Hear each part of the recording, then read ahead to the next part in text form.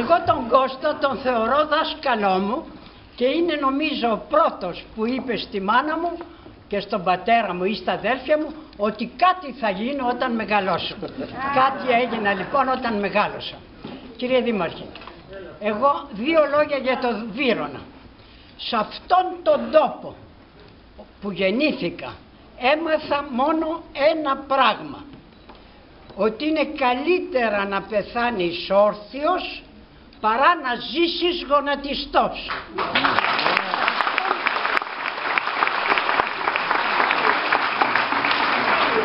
Από εκεί και πέρα καταλαβαίνετε γιατί, παιδάκι, νέα και ωραία θα έλεγα, βρέθηκα στην ΕΠΟΝ, βρέθηκα στις αντιστοιχιακές οργανώσεις και πρέπει να πω ότι είμαι και περήφανη γιατί έχω γαμπρό τον Νικολαίδη, ο οποίος ήταν ένας από τους δημάρχους του Βύρωνα.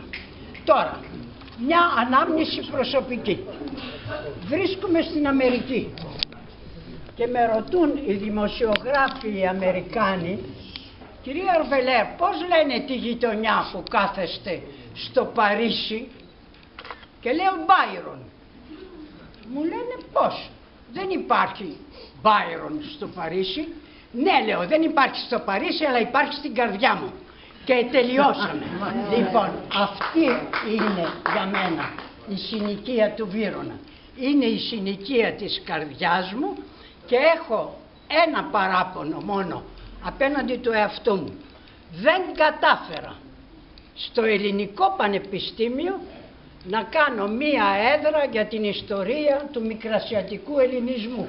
Το κατάφερα όμως στη Γαλλία.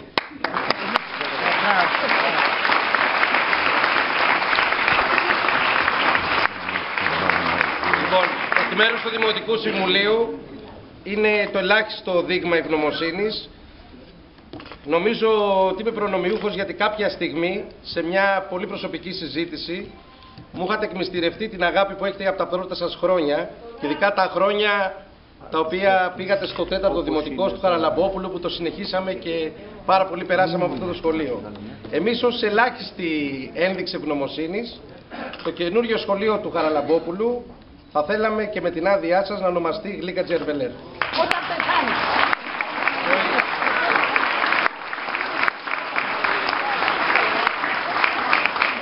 Η τιμή είναι μεγάλη, δεν μπορώ να πω όχι, αλλά αυτό μου αφαιρεί όλες μου τις αναμνήσεις από του Χαραλαμπόπουλου. Γιατί ακριβώς είναι το πρώτο πράγμα που όταν μου είπαν ότι θα πάω σχολείο, άρχισα θυμάμαι και πήδαγα επάνω στο κρεβάτι μου από τη χαρά μου, γιατί τα 5 αδέλφια μου, ως και οι αδελφοί μου βρε παιδί, με τυραννούσανε. Ήμουνα η πιο μικρή από όλες, οπότε ήμουνα λίγο το παιχνίδι τους. Λοιπόν, για μένα ο Χαραλαμπόπουλος είναι η ευτυχία μου. Να μην το αλλάξουμε λοιπόν. Όλοι όσοι περάσαμε. Όταν θα πεθάνω θα το πείτε Χαραλαμπόπουλο.